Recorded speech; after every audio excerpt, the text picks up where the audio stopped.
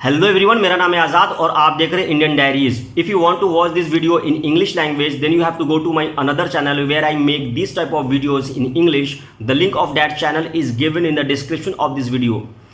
बहुत दिनों से आप लोगों का कमेंट आ रहा था कि कनाडा के बारे में कुछ ऐसा इन्फॉर्मेशन दें, कुछ ऐसा अपडेट दें जो कि हम लोग के लिए काफ़ी फ़ायदेमंद हो। तो उसके लिए मैंने नादिर सर से बात किया है, जो कि पिक्स ट्यूब में उनका अपना खुद का ऑफिशियल चैनल है जिस पे वो वीडियो बनाते हैं खास करके कनाडा के बारे में और आपको लेटेस्ट अपडेट देते हैं। तो उनके साथ मैंने बात किया और आप लोगों के कुछ क्वेश्चंस ऐसे थे जो कि कनाडा से खास करके रिलेटेड करते थे। वो क्वेश्चन उनसे मैंने पूछा है और उनका आंसर लेने का कोशिश किया।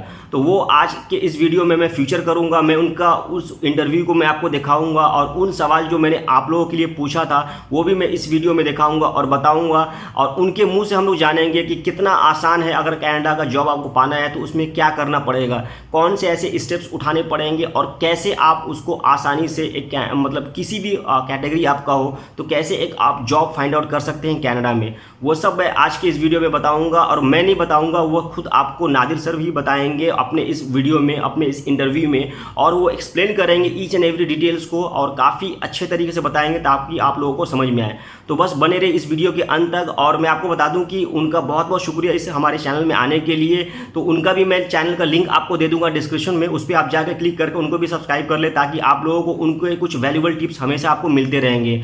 और हमेशा की तरह मैं आपको कहूँगा कि अगर आप लोग चैनल पर नए हैं तो आप हमारे चैनल को सब्सक्राइब जरूर कीजिएगा और इस वीडियो को ज़्यादा से ज़्यादा लोगों में शेयर कीजिएगा ताकि आपको मतलब इस वीडियो का इन्फॉर्मेशन उन लोगों तक भी पहुँच जाए जो लोग रियली में कनाडा जाना चाहते हैं या किसी और कंट्री में जाना चाहते हैं और अपना कैरियर सेट करना चाहते हैं। तो चलिए बिना किसी लेट किए हुए चलते हैं और एक एक करके सवाल पूछते हैं नादिर सर से, जो कि पिक्स ट्यूब से रिलेटेड है, मतलब उसमें अपना वीडियोज़ बनाते हैं और उनसे जानने की कोशिश करते हैं कि वो क्या उसमें बोलना चाहते हैं। आज़ाद भाई, आपका बहुत बहुत शुक्रिया। आपने अपने चैनल पे मुझे मदऊ किया। मेरा नाम हुसैन है और मैं पिक्स ट्यूब के नाम से वीज़ा इमिग्रेशन के हवाले से यूट्यूब पे वीडियोस बनाता हूँ। अब जो आपका सवाल है कि बिल्कुल फ्री में और बग़ैर किसी रिक्वायरमेंट के कनाडा जाने का तरीका क्या है, तो देखें उसका सबसे आसान और सिंपल जो रास्ता है वो है TRV वीज़ा, जिसे टेम्परेरी रेजिडेंस वीज़ा भी कहते हैं। ये 6 महीने के लिए जारी होता है। अब कॉमनली जो लोग क्वेश्चन पूछते हैं कि क्या अगर हम विजिटर्स वीज़ा पे कनाडा जाते हैं तो उसको हम वर्क में और या PR में कन्वर्ट करा सकते हैं, तो उन दोस्तों के लिए ये अर्ज़ है कि कोई भी वीज़ा कभी भी कन्वर्ट नहीं होता है, ये याद रखिए।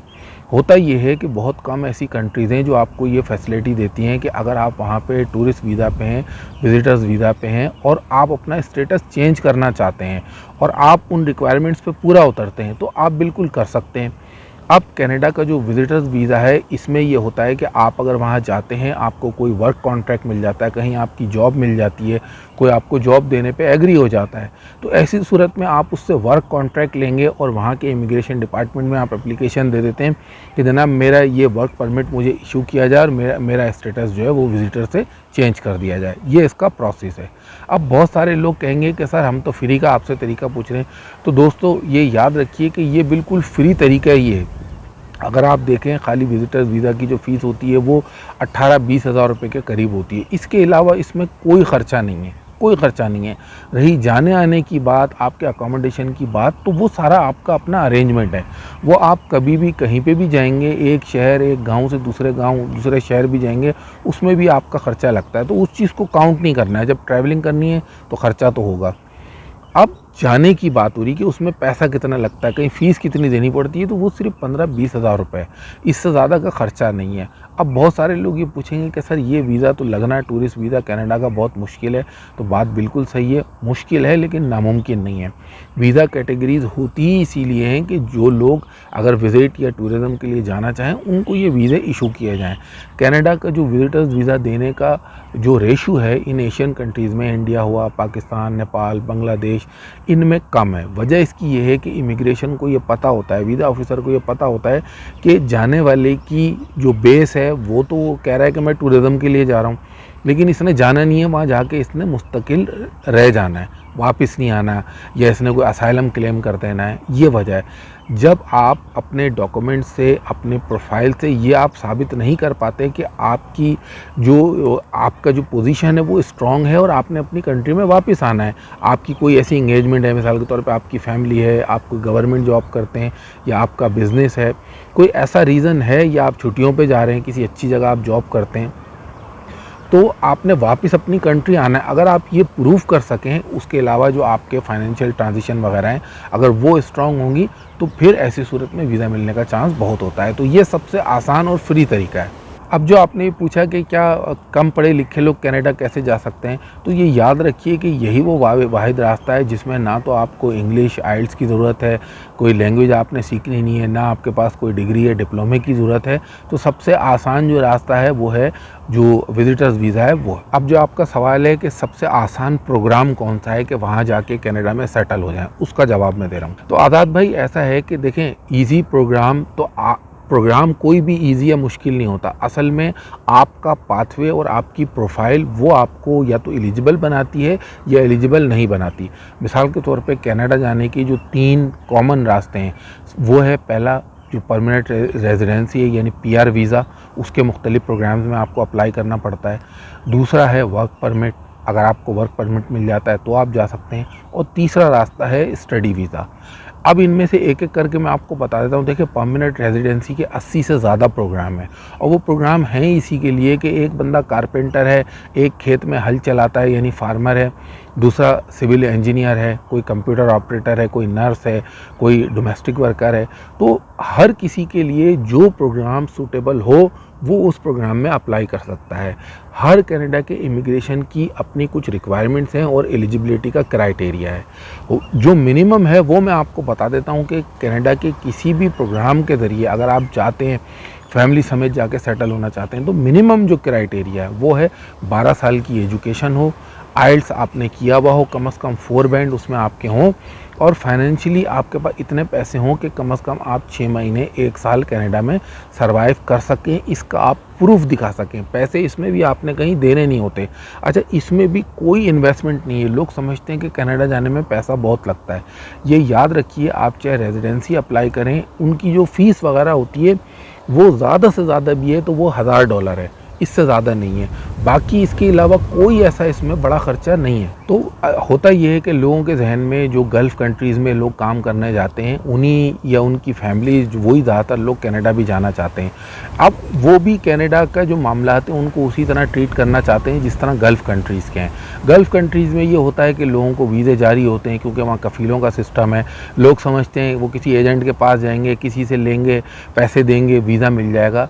तो आप ये गल्फ़ कंट्रीज़ के लिए तो कर सकते हैं, वहाँ ये फार्मूला चल सकता है, लेकिन कनाडा के लिए आप बिल्कुल पैसे देके ये काम करवा नहीं सकते। कंसल्टेंट आप हायर कर सकते हैं जो आपकी फ़ाइल वगैरह, पेपर वगैरह आपके तैयार करे और आपको हेल्प करे अप्लाई करने में, वो एक अलग चीज़ है।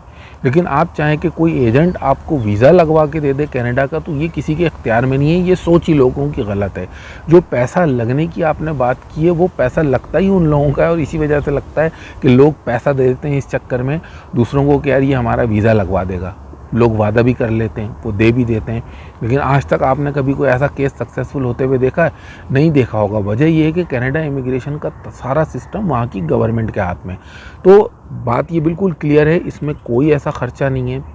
आपके जो सिर्फ फ़ीस वगैरह है वो इसमें लगती है, बाकी आपका जाने का, रिहाइश का, इसका जो भी ख़र्चा है वो आपने अपने बैंक स्टेटमेंट के ज़रिए, जिसको प्रूफ ऑफ फंड्स कहते हैं PR के प्रोग्राम्स में, वो आपने सिर्फ शो करना होता है, देना कहीं नहीं होता। जो लोग जेन्युइन तरीके से कनाडा का परमानेंट रेजिडेंसी में सक्सेस जिनको मिलती है, उनका ख़र्चा आप यकीन जाने कोई $500 के करीब या इससे भी कम लगता है, इससे ज़्यादा नहीं लगता। बेस्ट प्रोग्राम जो आपने पूछा है और इजी या सिंपल प्रोग्राम जिसमें तमाम लोग अप्लाई कर सकते हैं मिनिमम एजुकेशन या मिनिमम क्वालिफ़िकेशन के साथ, तो देखें बेस्ट प्रोग्राम अगर आप कहें तो वो तो है एक्सप्रेस एंट्री, लेकिन उसमें कंपटीशन है। उसके अलावा प्रोविंशियल नॉमिनी प्रोग्राम्स में सस्कैचुअन एक ऐसा प्रोविंस है कनाडा का जिसका जो प्रोविंशियल नॉमिनी प्रोग्राम है SINP, वो एक ऐसा ज़रिया है जिसमें उनका एक तो सस्कैचुअन का कोटा भी बहुत ज़्यादा है, उसके अलावा उनकी ड्रॉज लगातार होती हैं, लगातार वो नॉमिनेट करते हैं लोगों को, और प्रोग्राम भी बहुत स्ट्रेट फॉरवर्ड है। कोई आपके पैसे नहीं लगने, फ्री में आपने उस पर प्रोफाइल बनानी होती है जाके, अगर आपका सिलेक्शन हो गया आपका प्रोसेस आगे चलता है। तो सस्केचुअन सबसे आसान और उसका प्रोविंशियल नॉमिनी प्रोग्राम सबसे सिंपल है। अच्छा आज़ाद भाई, आपने जो सवाल पूछा है कि अब कोविड के बाद क्या फ्यूचर है कनाडा इमिग्रेशन का, तो अब मैं उसका जवाब दे रहा हूँ, ठीक है। देखें, ये काफ़ी अरसे से ये जो आलमी वबा आई है, इसके बाद से सारी दुनिया की मईशत मुतासिर हुई है, लेकिन कनाडा का इमिग्रेशन बंद नहीं हुआ है, क्योंकि लोगों को ये समझना चाहिए कि ये कोई शॉर्टकट सॉल्यूशन नहीं है। लोग बहुत कहते हैं जॉब नहीं है हमारी, हम परेशान हैं, हमारा कनाडा का वीज़ा लगवा दें या हमें वहाँ की PR दिलवा दें। तो ये याद रखिए, कनाडा की इमिग्रेशन कोई शॉर्ट टर्म सॉल्यूशन नहीं है, बल्कि इमिग्रेशन में आपके कम से कम भी 6 माह और फिर साल, 2 साल, 3 साल इतना लगता है। उसके बाद आपको जाके कनाडा की परमानेंट रेजिडेंसी मिलती है या आप कम से कम जाने के काबिल होते हैं। तो इमिग्रेशन बंद नहीं हुआ है, ट्रैवलिंग वगैरह वो लिमिटेड ज़रूर हुई हैं। दूसरी बात, जो प्रोग्राम्स हैं वो कनाडा के अभी भी शुरू हैं। हाँ, ये ज़रूर है, क्योंकि इस आलमी वबा की वजह से बहुत ज़्यादा लोग मुतासिर हुए हैं। जो गल्फ़ कंट्रीज़ में और दुनिया के मुख्तलिफ़ मुल्कों में लोग काम कर रहे थे, अब वो कोई इंडिया का है तो वो इंडिया, बांग्लादेश का तो बांग्लादेश, श्रीलंका, पाकिस्तान, वो तमाम लोग वहाँ वापस आ गए हैं, वो जाने की कोशिश कर रहे हैं। तो कनाडा में भी इमिग्रेशन के लिए अप्लाई करने वालों की तादाद पहले से ज़्यादा है। इसका मतलब ये है कि कंपटीशन अब ज़्यादा है, लेकिन इसके साथ ही अपॉर्चुनिटीज़ भी ज़्यादा हैं। वो कैसे ज़्यादा हैं? क्योंकि जैसा कि मैंने आपको बताया कि कनाडा की भी इकॉनमी इस आलमी वबा की वजह से मुतासिर हुई है। हर कंट्री के लिए टूरिज़म एक बड़ी इंडस्ट्री होती है, इमिग्रेशन उनके लिए भी एक तरह से इंडस्ट्री है।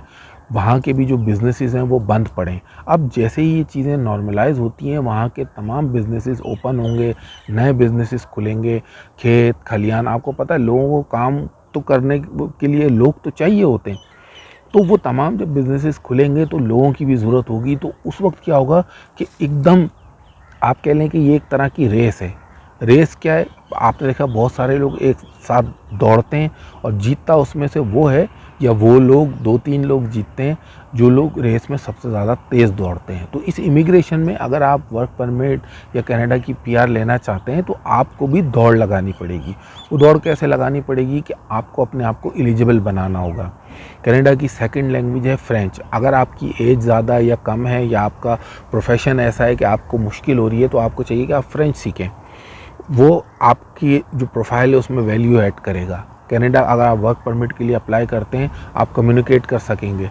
तो आपने अपनी प्रोफाइल को बेहतर बनाना है, तब आप इस रेस में कामयाबी हासिल करेंगे। तो आज़ाद भाई, आपका भी बहुत बहुत शुक्रिया, आपने अपने चैनल पे अपने प्रोग्राम में इनवाइट किया, और तमाम व्यूवर्स आप लोगों का भी शुक्रिया, आप लोगों ने अपना टाइम निकाला और ये वीडियो देखी। Thank you.